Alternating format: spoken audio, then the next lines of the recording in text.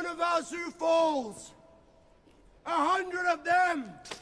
No mercy. Le final de la saison 2 n'a peut-être pas fourni l'action que certains téléspectateurs espéraient, mais il y a beaucoup d'espoir, avec plusieurs événements et arcs préparés pour la saison 3. Bien le bonsoir, mesdames et messieurs. Nous sommes l'animation de la soirée.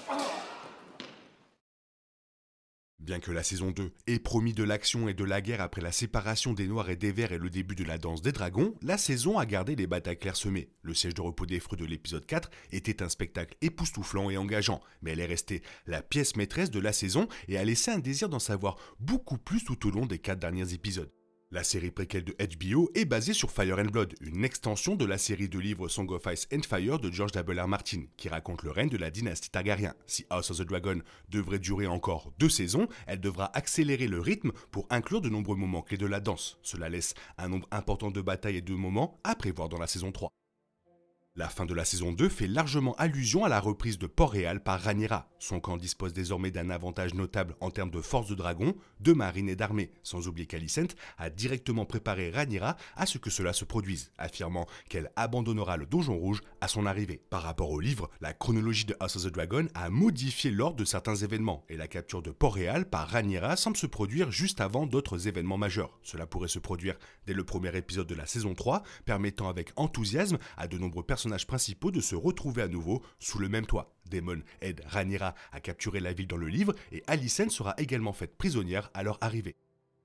L'action la plus importante de la saison 3 pourrait être la bataille du Gosier, qui offre quelque chose qu'aucune des meilleures batailles de la franchise Game of Thrones n'a encore eu, une confrontation navale totale. Le final de la saison 2 a vu Tyland Lannister délégué avec la Triarchie qui a mis le cap sur le Gosier dans le montage final. Corlys Velaryon a établi son blocus au Gosier lors du premier épisode de la saison 2, coupant les lignes d'approvisionnement de Port-Réal et provoquant la famine dans la ville. La Triarchie est le contre-pied des Verts et ils affronteront la flotte Velaryon sur les mers. Les Noirs enverront probablement leurs dragonniers pour aider la flotte, ce qui pourrait être l'une des séquences visuellement les plus étonnantes de la télévision fantastique.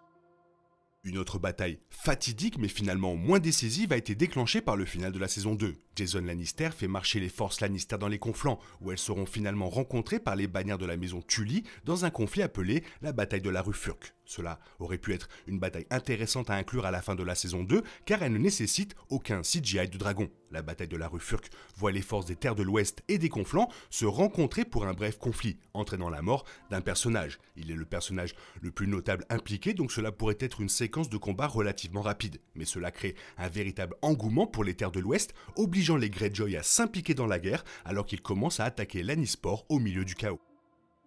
Une autre bataille mise en place dans le montage final est la bataille de l'Hydromel, qui verra les forces des Hightower et le prince Daeron Targaryen plonger dans le conflit pour la première fois. Daeron est le troisième fils d'Alicent Hightower et du roi Viserys I Targaryen qui a passé toute la durée de la série jusqu'à présent à Villevieille. Le final a vu son dragon bleu, Tessarion, prendre son envol avec l'armée des Hightower, et ils se lanceront directement dans la bataille au début de la saison 3. Lord Lyman Bisbury était un loyaliste de Rhaenyra tué par Criston Cole lors de la petite réunion du conseil qui suivit la mort du roi Viserys. En retour, la maison Bisbury se retrouve fidèle aux Noirs pendant la danse des dragons et affronte les forces de la maison Hightower dans le bif, ainsi que la maison Tarly et d'autres alliés locaux. Cette bataille pourrait être liée à la mystérieuse disparition et à la captivité d'Otto Hightower, car il pourrait être détenu dans un château voisin. Lord Cregan Stark a teasé l'arrivée des loups de l'hiver lors du premier épisode de la saison 2, établissant ainsi l'implication du Nord dans la guerre. Comme il est décrit, les loups de l'hiver sont essentiellement des guerriers du Nord plus âgés, qui sont des combattants vicieux, prêts à mourir dans le conflit et qui ont prêté serment à Rhaenyra. Ils constituent l'une des plus petites forces armées pendant la danse, mais ils ont du punch, et le final de la saison 2 les voit traverser les jumeaux et se diriger vers les conflans. Les loups de l'hiver se déplaceront dans les conflans au cours de la saison 3, combattant les forces Lannister et les forces Hightower de Criston Cole. Ils constitueront essentiellement une équipe passionnante sur laquelle s'appuyer pour aller de l'avant, car bien qu'ils ne voyagent actuellement avec aucun personnage majeur, le public adore la maison Stark et ils seront dévastateurs pour les Verts. Avec l'armée de Daemon dans les conflans, les loups de l'hiver seront une épine dans le pied des Verts à l'avenir. Le final de la saison 2 a vu le roi Aegon II fuir Port-Réal avec Lord Larry Strong, et ils pourraient tous deux finir par être moins répandus au cours de la saison 3, car il reste encore beaucoup de choses à faire avant qu'Aegon ne redevienne vraiment important. Il a été grièvement blessé au siège, et la série semble avoir radicalement modifié son arc en proclamant son dragon, Feu du Soleil, mort. L'arc de Larys semble également détourné car il reste à Port-Réal dans le livre après avoir aidé Aegon à s'échapper. Finalement, si tout se passe comme prévu, Aegon se rendra à Pendragon et recevra l'aide du traître Sir Alfred Broom. La saison 2 l'a préfiguré en montrant la trahison de Broom dans le final, les vents de l'œil de Dieu lui murmurant même « traître ». Dans le livre, il aide Aegon à se cacher à Pendragon et fait un autre move vraiment pas super. Un autre point de l'intrigue où la série semble différer du livre est que Rhaena revendique le dragon sauvage voleur de moutons. Dans le livre, le dragon est revendiqué par un personnage nommé Horty qui semble être omis de la série. Rhaena finit par faire éclore son propre dragon, nommé Point du Jour, mais il est trop jeune pour voler pendant la danse. Demander à Rhaena d'apprivoiser ce dragon dans le Val est probablement une méthode pour incorporer le personnage dans l'action beaucoup plus tôt. Les derniers instants ont vu Rhaena rencontrer Voleur de moutons face à face après avoir teasé leur lien potentiel pour les épisodes précédents. De même, Baela Targaryen chevauche le dragon Danselune dans la saison 2, qui est beaucoup plus jeune dans le livre et ne prend pas son envol aussitôt dans la guerre. La série semble accélérer ses arcs de dragon pour les impliquer davantage en tant que personnages. Il sera intéressant de voir comment la série gère un autre dragon massif, rejoignant le côté déjà puissant de Rhaenyra. Non seulement la bataille au-dessus de l'œil de Dieu a été établie de manière stratégique, mais le duel fatidique entre Daemon et Aemon Targaryen a été directement annoncé par Alice Rivers et Elaena Targaryen. On dit ouvertement à Daemon et Aemon qu'ils vont mourir à l'œil de Dieu à un moment donné de la saison 2, et leur duel final pourrait constituer un point culminant incroyable pour la saison 3. Aemon a déjà envoyé Criston Cole reprendre Harrenhal et il finira par le rejoindre pour le faire. Cependant, ni Daemon ni l'armée des Conflans ne seront là. Les forces des Conflans écraseront les Lannister plus à l'ouest, tandis que Daemon se sera envolé pour Port-Réal et aura aidé Rhaenyra à reprendre la capitale. En réponse, Aemon chevauche Vhagar autour des Conflans, allumant tout ce qu'il peut en feu jusqu'à ce que Daemon finisse par s'envoler à sa rencontre.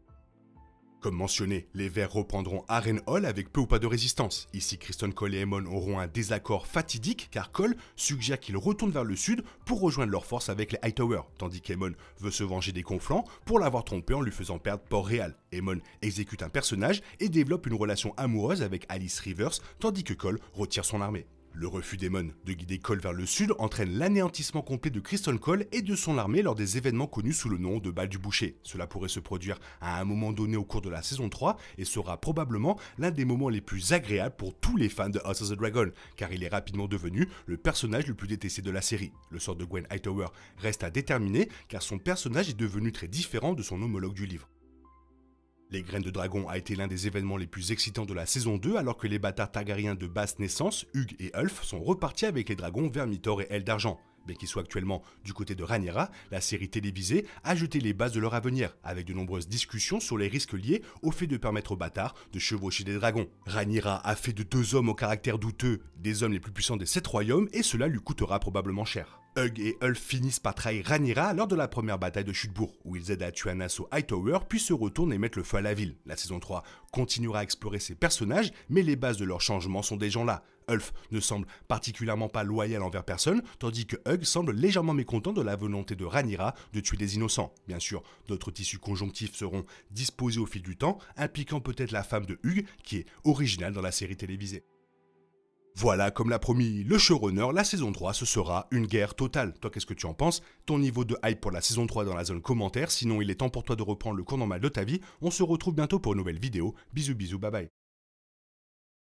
Il est impossible de compter sur les autres de nos jours. On est obligé de tout faire soi-même. Je me trompe? Rien de grave, j'avais tout prévu. Où va le monde, je vous le demande.